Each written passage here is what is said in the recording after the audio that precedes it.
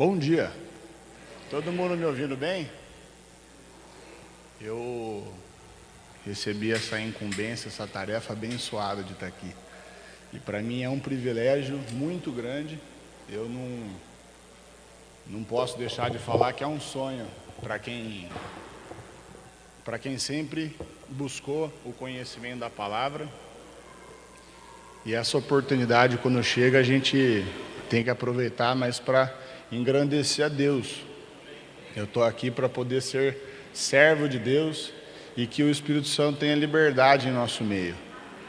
Meu Deus, em nome de Jesus Cristo, nós te damos graças, ó Pai, por este culto, e nós continuamos a prestar culto ao Senhor agora através da palavra, e fale conosco, meu Deus. Ó Pai, nós estamos com o coração aberto para receber de Ti o que o Senhor tanto precisa falar nas nossas vidas, em nome de Jesus. Amém. E como o Marcos falou, sou cooperador. Há uns 2 anos atrás fui reconhecido. Houve uma certa pergunta, uma falta de entendimento, ou talvez uma dúvida de como que um jovem solteiro, segundo o seu Abílio, pode exercer um ministério dentro da igreja. E eu fiquei com aquilo em mente. Eu confesso que eu fui na palavra buscar, e a gente não precisa ir muito longe. Paulo, ele foi talvez um grande evangelista, talvez o maior apóstolo, e a gente sabe que Paulo teve bom tempo solteiro. Então a solteirice, ou o fator estar casado, ser jovem ou ser velho, Deus usa todo mundo. Ele usa a minha vida, usa a vida de vocês. Não precisa estar aqui na frente para ser muito usado. Você pode ser muito usado saindo daqui, indo falar com a sua família, almoçando com eles e sendo pacificador, abençoando a vida de outras pessoas.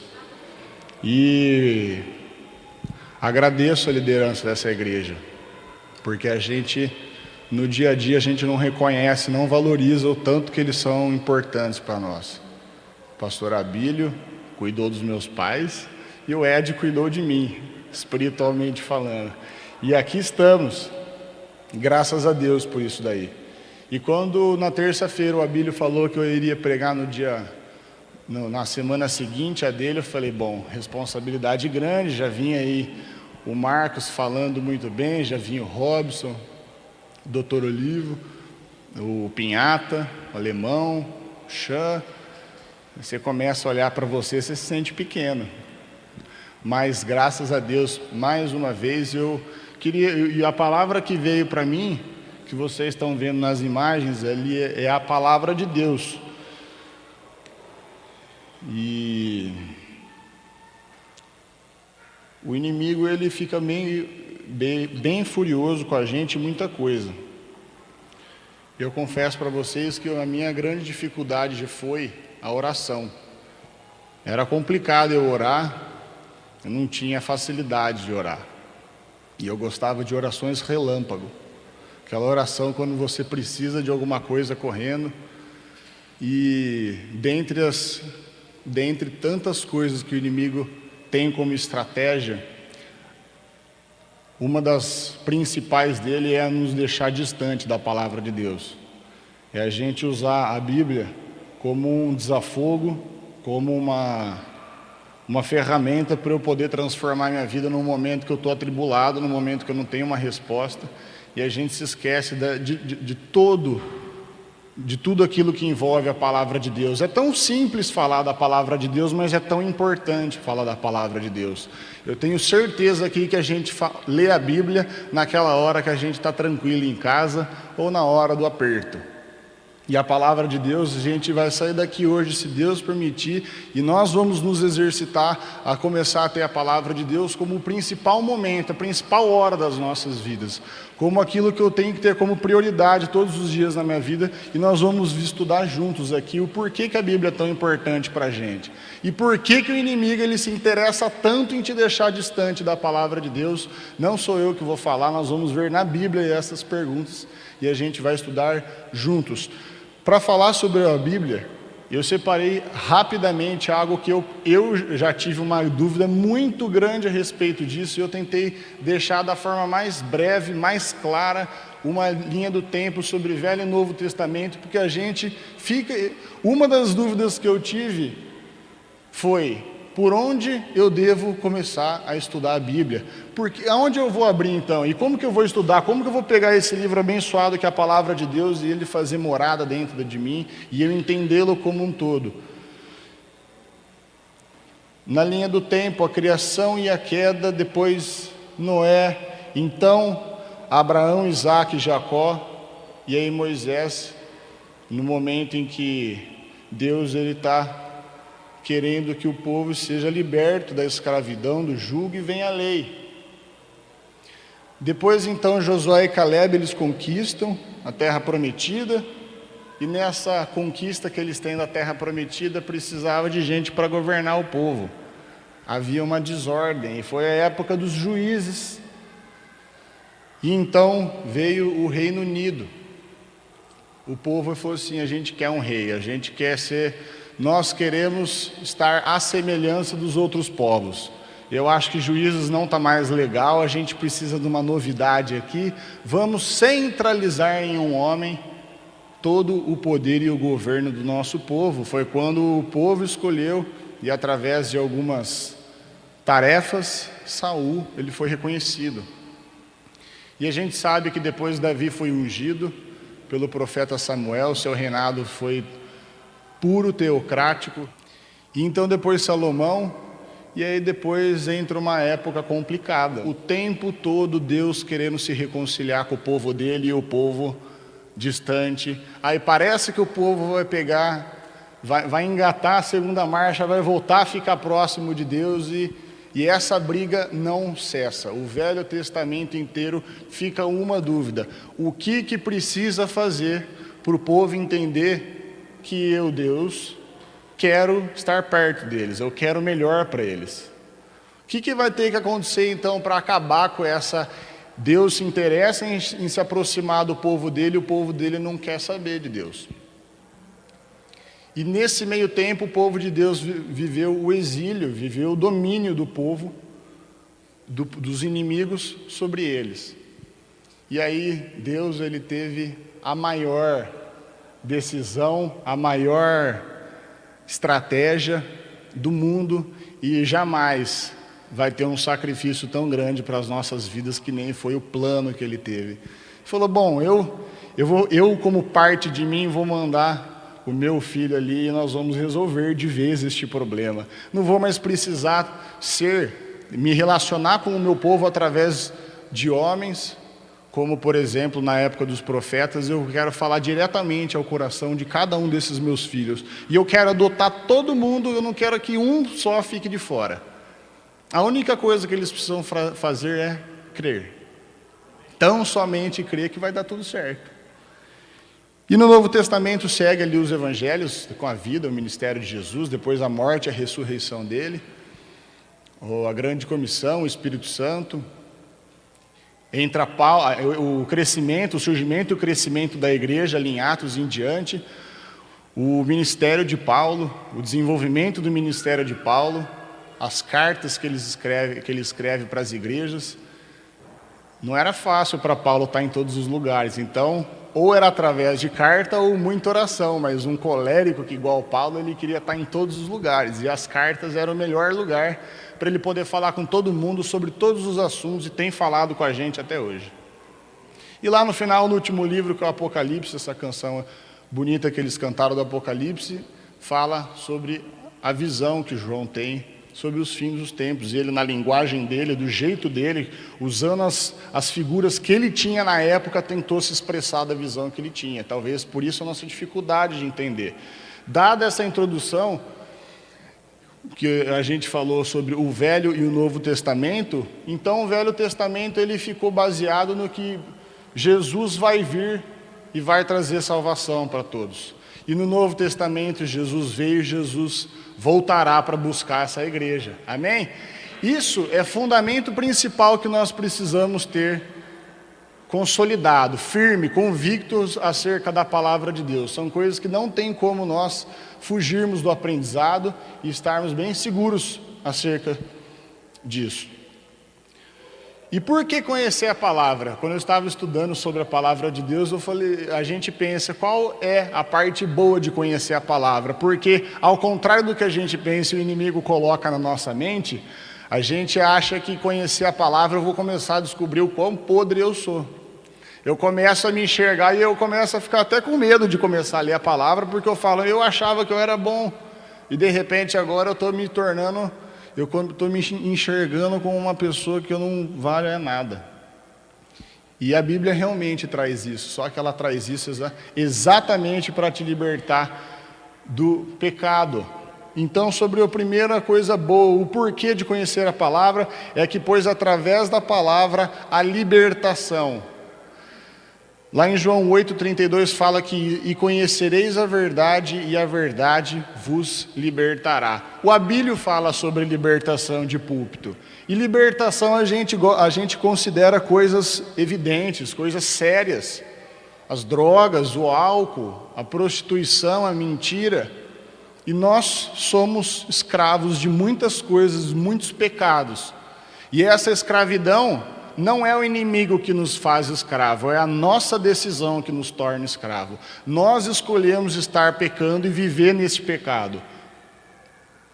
E toda pessoa pode refletir depois sobre libertação. Todos nós precisamos, e em nome de Jesus nós não vamos viver vida mais sob o domínio do pecado, sobre situações que nos distanciam de Deus. Nós não podemos aceitar lidar com tranquilidade sobre o pecado é mais forte que eu. É nada, de jeito nenhum. Não é mesmo, essa mentira precisa ser quebrada das nossas vidas. Por que conhecer a palavra? Além da libertação, nós neutralizamos o inimigo. Em João 10,10 fala que uma das estratégias, fala que o inimigo veio para roubar, matar e destruir. E sem dúvida nenhuma, o que ele quer roubar da gente é a palavra de Deus. Ele quer roubar o nosso tempo, ele quer roubar o nosso compromisso, ele quer roubar a nossa atenção à palavra de Deus, o nosso estudo. Eu estou preferindo ultimamente trabalhar um pouco mais, eu estou preferindo um pouquinho mais na academia, dar mais tempo para as minhas coisas do que no discipulado. O discipulado anda sendo uma mesmice.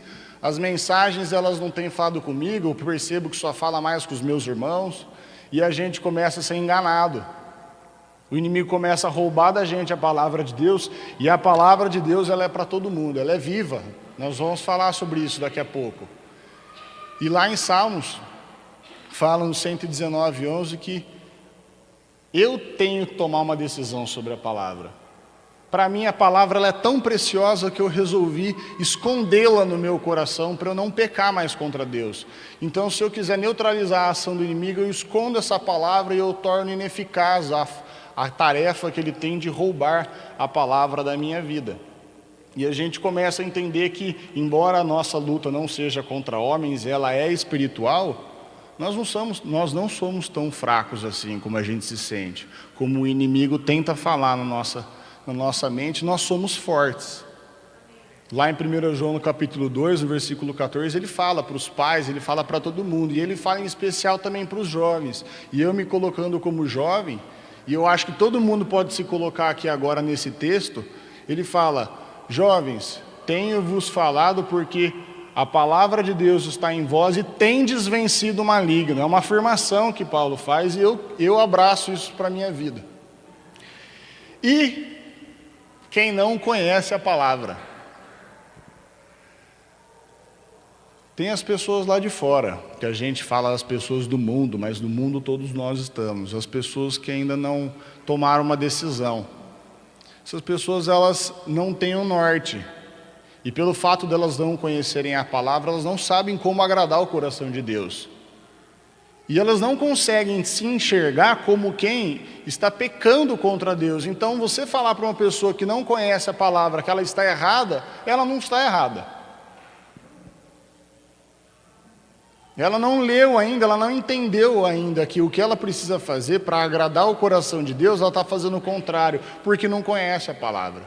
Mas acima de tudo, e a gente ora por essas pessoas, e Deus no tempo dele há de resgatar cada uma dessas vidas, eu creio nisso, Nós temos que pensar nós dentro do corpo da igreja hoje, tendo a possibilidade de crescer no nosso conhecimento da palavra, e nós não buscamos esse conhecimento, o crescimento acerca da palavra de Deus. E aí que mora o grande perigo, porque o que a palavra fala para essas pessoas é que comete um erro terrível.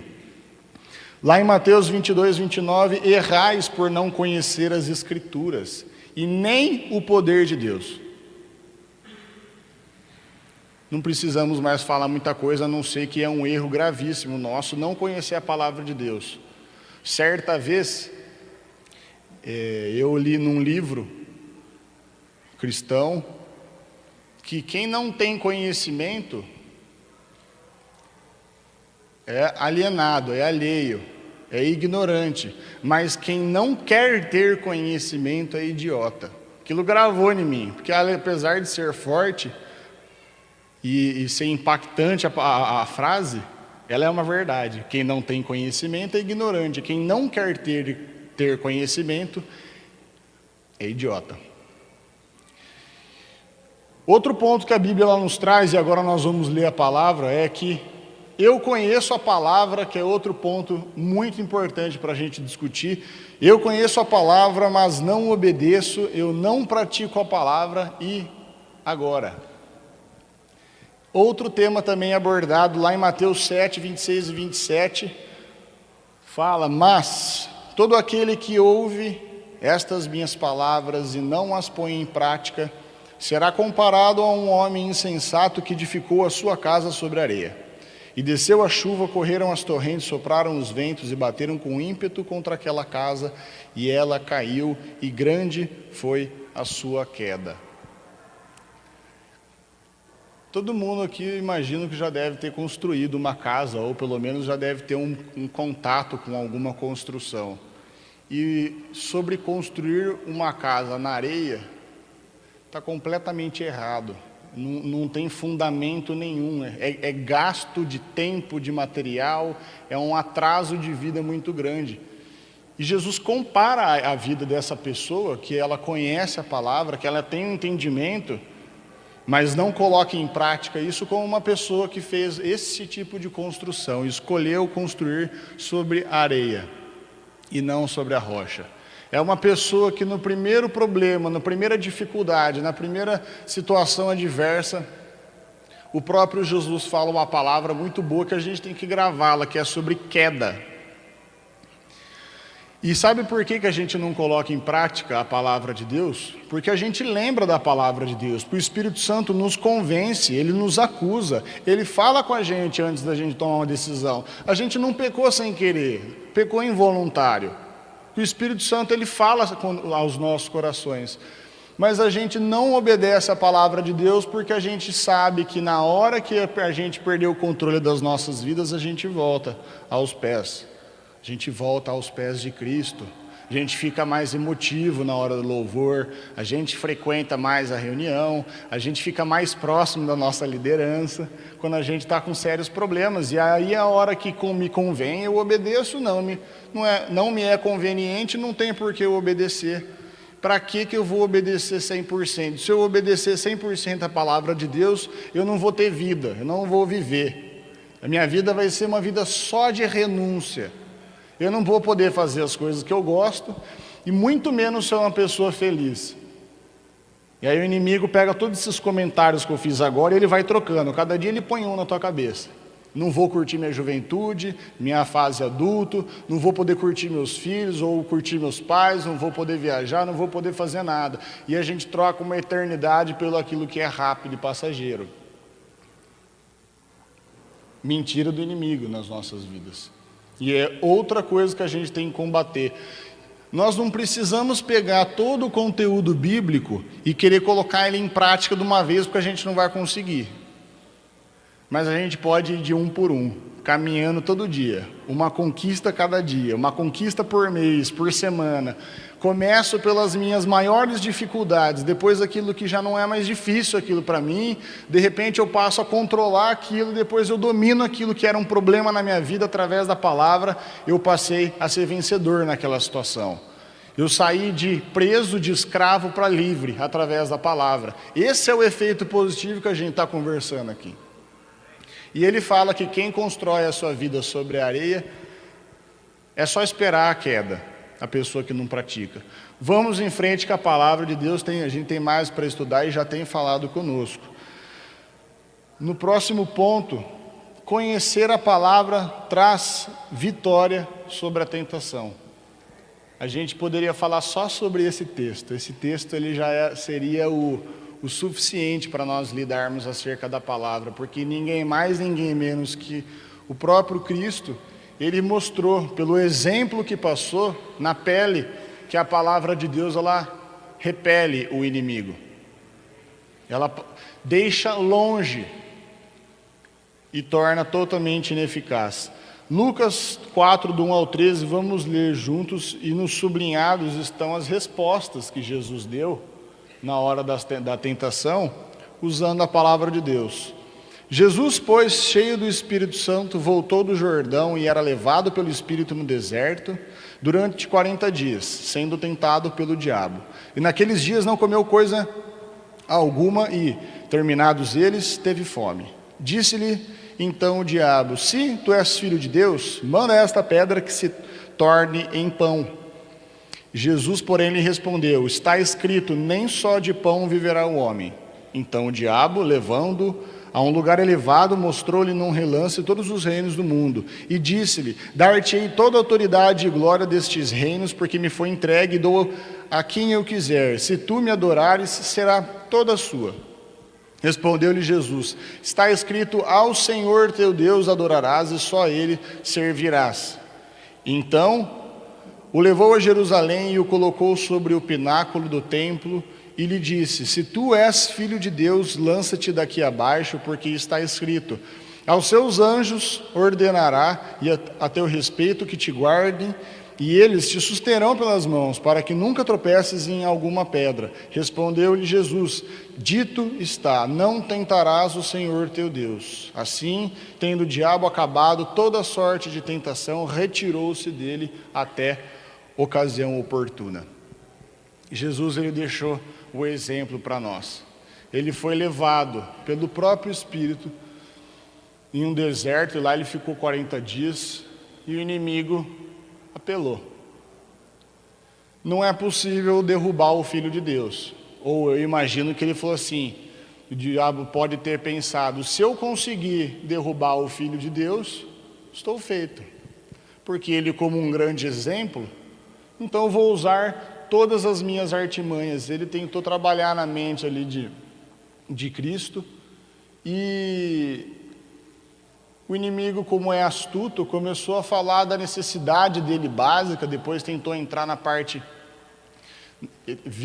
tentou ver se Jesus tinha vaidade ou não, e depois ele, ainda muito astuto, tentou usar a própria palavra para poder tentar Jesus. E o combate de Jesus perante as tentações do inimigo, em todo o tempo, foi a palavra de Deus. Não existe combate com a ação do inimigo daquilo que a gente acha, daquilo que a gente pensa, é só mediante a palavra de Deus. Ele não suporta gente que sabe a Bíblia, que fala da Bíblia, e principalmente, se tem uma coisa que o inimigo não gosta, é quando fala no nome de Jesus. Esse nome, ele tem um poder que a gente não imagina.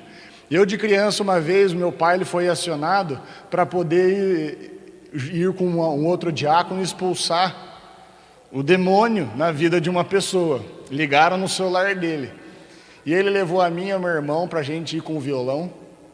E eu, de criança, não sabia se eu ficava com medo de não saber que música que o meu irmão ia tocar, do demônio, de não saber quem era. Eu fui lá na obediência.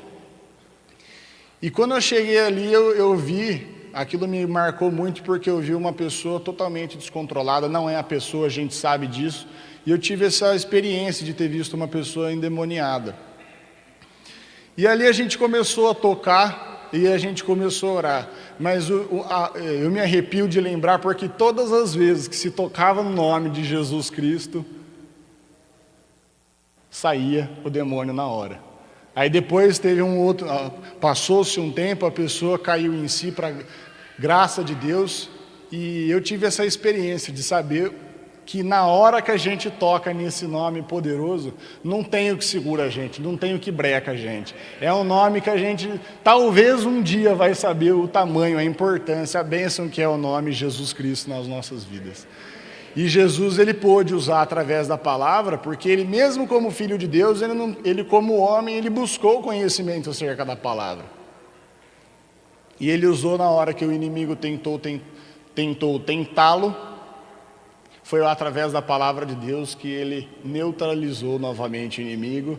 E a tentação, nós não precisamos ficar preocupados, ir lá para Tiago e falar: olha, a minha cobiça me gera a tentação, se a tentação consumada eu peco e o salário do meu pecado é a morte, eu vou morrer espiritualmente. Para a gente não precisar chegar a esse ponto, essa preocupação, basta nós sabermos lidar com todas as coisas que acontecem nas nossas vidas, conhecendo também a palavra de Deus. Mais uma vez, outra coisa positiva, mais uma vez a gente se vê longe do pecado conhecendo a palavra de Deus. E aí a gente começa a abrir um pouco o nosso entendimento do tão pouco que a gente lê e se dedica nesse conhecimento, nisso que só traz benefício, venha crescer a nossa vida espiritual. Eu lembro que, vamos falar sobre outro assunto da palavra, eu lembro de uma pregação do Marcos, quando ele pregou sobre Efésios 6, a armadura de Deus. E na mesma semana, eu escutei de novo sobre essa mensagem. Aí naquela semana eu falei: eu acho que eu estou precisando estudar sobre isso. E na armadura de Deus, lá em Efésios 6, Paulo ele coloca que a nossa luta contra o inimigo, ele usa o melhor exemplo que era para ele, porque Paulo, como um líder romano, ele usou aquilo que ele mais tinha know-how para falar, que era a armadura de um soldado romano. A gente sabe que Paulo ele era ali um dos principais, ele era o talento promissor do Sinédrio, ele seria ali o principal líder de Roma na época de Jesus Cristo, mas esse principal líder do Império Romano, graças a Deus, se tornou um dos principais líderes da igreja. E ali Paulo ele descreve a armadura de Deus, a partir do versículo 10 ou 12. E lá no versículo 17, de toda a armadura de Deus, que fala do capacete da salvação, do escudo da fé, da couraça da justiça, do cinto da verdade, o calçado dos pés, na preparação do evangelho da paz, no versículo 17 do capítulo 6 de Efésios, fala: tomai também o capacete da salvação e a espada do Espírito, que é a palavra de Deus. De toda a armadura que Paulo está falando, a única ferramenta, a única arma de combate deste soldado que consegue ferir o inimigo é a espada. É preciso ter fé, evidentemente, da salvação, a verdade. A gente tem que obedecer à nossa grande comissão, mas a única forma, a única ferramenta, não tem outra, não tem por onde sair. É único isso na palavra. Nós só conseguimos combater, nós só conseguimos ferir o nosso adversário através da palavra de Deus. Isso daí é uma bênção para a gente, porque a gente tem que se apoderar disso daí, dessa armadura. Porque a gente acha que enquanto a gente está lendo o texto, é defensiva o tempo todo.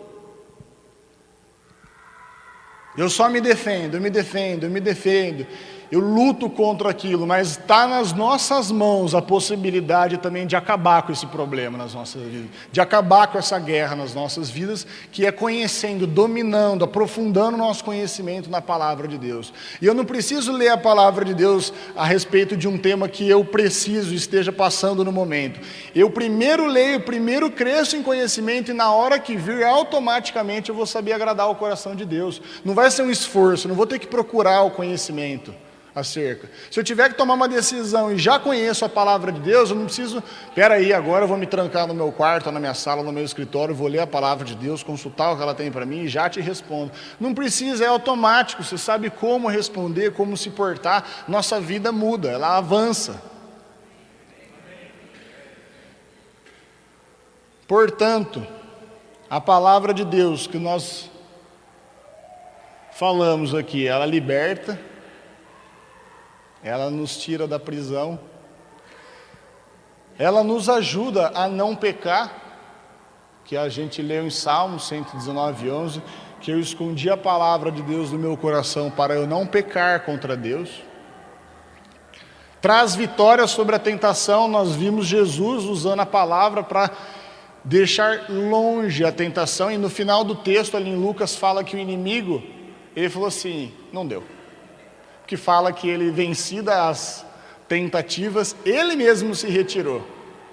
A gente não precisa mandar embora, ele sai correndo. E é a arma de ataque, a gente acabou de ler aí em Efésios 6. E dentre todos esses benefícios, de tudo aquilo que a palavra de Deus ela traz para a gente, que isso já é o suficiente, mas a gente tem que ter o interesse agora de descobrirmos no nosso estudo, na nossa hora de meditação, um pouco mais sobre a palavra.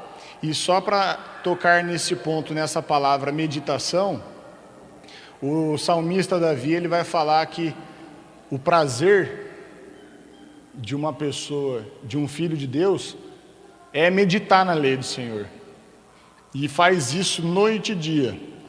E essa pessoa, ela é como uma árvore plantada junto ao ribeiro de água, que no devido tempo dá o fruto e a folhagem não murcha. E tudo que essa pessoa faz, prospera. Prosperidade está estritamente ligada à nossa meditação, à nossa busca à palavra de Deus. E por último, para a gente encerrar, que é o último slide, de todos esses benefícios, de tudo aquilo que a gente falou, que a gente relembrou hoje sobre o que é a palavra de Deus, ela é apta para entender você. Eu vou falar uma coisa para você, Stefano, e você pode agora se colocar no lugar. Deus entende o que você sente. Quando a gente acha que não tem ninguém que entende o tanto que a gente se dedica, o tanto que a gente faz no oculto, que a gente ali, ninguém está vendo e nós estamos trabalhando, ninguém viu e você ali pôde mandar uma mensagem de bênção para aquela pessoa, todo mundo te criticou e no dia que falaram bem de você não tinha ninguém para ouvir, Deus está vendo tudo isso daí. Através da nossa leitura da palavra, a gente começa a entender que na palavra a gente busca as respostas para as nossas perguntas. A gente começa a descobrir que as sensações, os sentimentos humanos, na verdade isso daí é o inimigo tentando nos colocar para baixo, ou que outros personagens bíblicos já passaram por outros problemas semelhantes, e a gente começa a tirar das nossas vidas aquele jugo, aquele peso de achar que nós não somos merecedor de nada. Nós somos filhos de Deus e a gente merece sim muita coisa. Não é fácil a gente sermos cristãos numa sociedade como essa. E a palavra de Deus, lá em Hebreus, no capítulo 4, versículo 12, fala que ela é viva, e em negrito está o destaque das características atribuídas à palavra no texto. Porque a palavra de Deus ela é viva e eficaz. E mais cortante do que qualquer espada de 2 gumes. A mesma figura usada para falar sobre a palavra de Deus, que é a espada, só que agora ela fala não só que é uma espada, ela fala que ela é mais cortante que uma espada de 2 gumes. E ela penetra até a divisão de alma e espírito, juntas e medulas, e é apta para discernir os pensamentos e intenções do coração.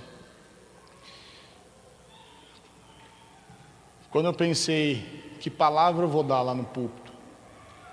Eu fiquei pensando e Deus já tinha me dado no dia anterior.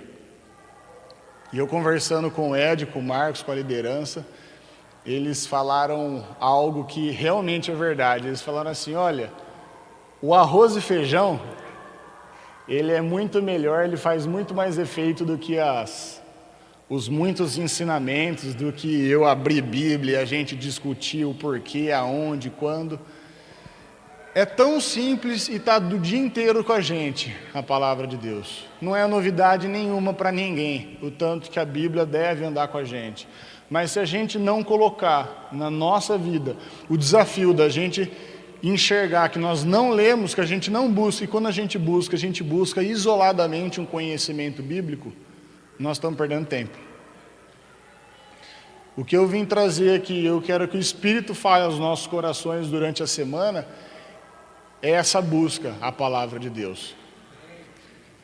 E para encerrar, eu queria falar sobre os comentários que o pastor Abílio fala sobre falar em línguas e profetizar. É um tema, eu até tirei esse tema enquanto eu estava montando o estudo, mas é o Espírito quem dirige.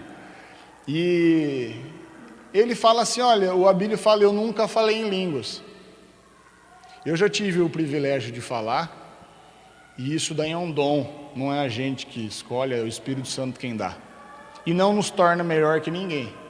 Aliás, lá em 1 Coríntios fala que se você falar em língua ou profetizar, a profecia é melhor porque abençoa a igreja.